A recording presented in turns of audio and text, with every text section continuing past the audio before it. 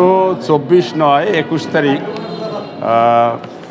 কি বলে রাত 11:30টার সময় হারাগাছ থানাধীন বাহারকাসনা মুজাস্ত বায়তুন নাজা তাহলিয়াদি জামে মসজিদ সংলগ্ন উত্তর পার্শ্বে পাকা রাস্তার উপরে এই মাদকদ্রব্য বিরোধী অভিযান পরিচালনাকালে এই আসামি পারভেজ রহমান পলাশ এএসআই পিয়ারুল ইসলামকে ঘটনাস্থলে উপর্যুপরি আঘাত করে এবং এই আঘাতের ফলে সে মৃত্যুবরণ করে।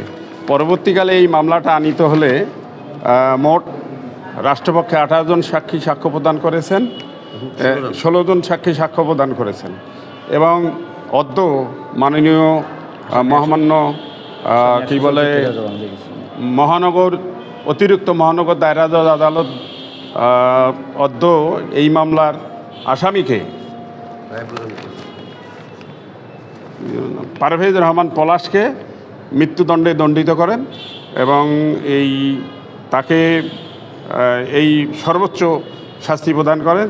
রাষ্ট্রপক্ষ এই রায়ে সন্তোষ প্রকাশ করেন জানাই, কিন্তু এই রায়ে আমরা সন্তুষ্ট নই।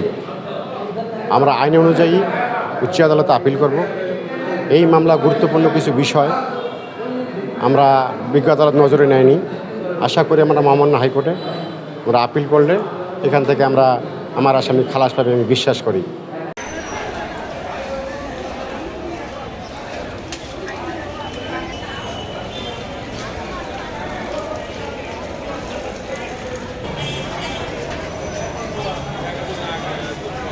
মোবাইলে আছে নাই তো